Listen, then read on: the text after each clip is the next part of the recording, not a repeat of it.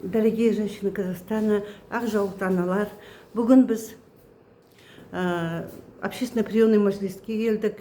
Депутат Сабилянов Нуртай Салих улымен кездестік.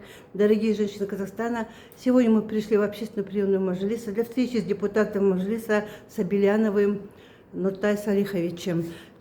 К нам приехала наша активистка из Петропавловска, Бахат. Она из первых активисток движения женщин Казахстана. Это Бахат создала наш гимн, который мы поем, который везде транслируется в наших видео.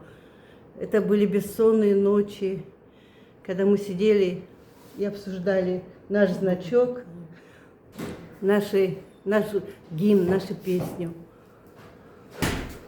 Бахат, сіз енді бүгін кездесуде болдыңыз.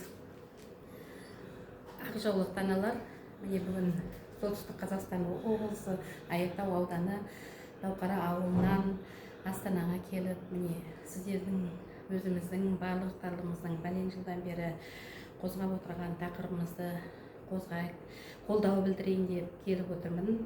Бүгін сол депутатпен кездестік. Депутаттар барлықтары біздің движениемізді, біздің қозғалысымызды қолдап отыр. Тек қана үкімет тарапынан я деген сөз болмай жатыр. Сондықтан ақжаулықты аналар, біз бір қолмен әлем тербеткен, бір қолмен бесік тербеткен жандар емеспіз бе? Біздің рухымыз өте биік. Біз кезінде қазақ халқы құрып кете жаздаған кезде ұрпағымызды сақтап қалған аналармыз. Соғыс кезінде жолдастарының балаларын барлығын әскерге соғысқа жіберіп, тылда отырып, бүкіл совет үкіметіне, бүкіл соғыс болып жатқан адамдардың барлығын қолдап, соларға киім кешек берген аналарымыз, соларды қолдаған адамдарымыз.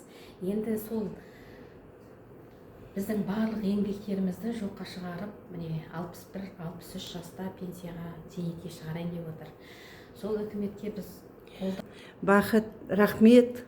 Қазір Бахат өз үндеуін жариялайды. Енді біз көп мәселе көтердік жаңа депутатқа. Қандай пастух чабандар туралы айттық, да? Сосын полигон туралы айтып жүрсіз ба? Полигон туралы айтқанда Семей облысының азаматы екен, бүгінгі Нартай мырза. Ол өзі ол жақтың мәселелерінің барлығын жақсы біледі екен, ол жақпен хабарласып отырады екен. Сондай мүгедек жандарға, мүгедегі бар адамдарға үй тегін беріп деген сияқты сондай мәселелерді көтерді, өте жақсы айтты. Енді амандық болса сол жақтың адамдары, Семей өңірінің адамдарына қолдау көрсетемін деп енді барын айтты. Сосын екінші сұрағымыз ауыл мәселесін көтерген. Енді мен өзім ауылда болғаннан кейін осы сұрақты айтпай болмайды. Енді айтты ғой, сол пастухтарға, сол малшыларға, соларға пенсия жасын түсірерміз, балаларға жеңілдік болады, оқуға түсуге, әскерге бармау жағына деп. Енді соны жаңғыз ер адамдар емес, енді ауылдың әйел адамдарында да жұмыс жоқ қой, не жоқ қой. Сол әйел адамдарды да сол неге кіргізсе жақсы болып кетуші еді. 58 пенсияға шығып, ауылдың адамдары, әйелдері, ер адамдары да 58 жасында пенсияға шығып, жеңілдіктер алса жақсы болушы еді. Сонымен қатар қалада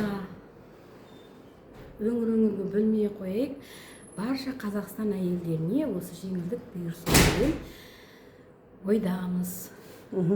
Рахмет, Бақыт. Міне біз ең күшті, ең бірінші белсенді, бүкіл Қазақстан қозғалысын белсенді. Бүгін Петропавлдан суыққа қарамай, алыс жолдан келді. Боран, қазір 30 градус суық, Севказ ғой, Северный Петропавл, Северный Казахстан. Алғысым шексіз. Бақыт, көп рахмет. Сәттілік бізге. Сәттілік. Жұмысымыз алға баса берсін.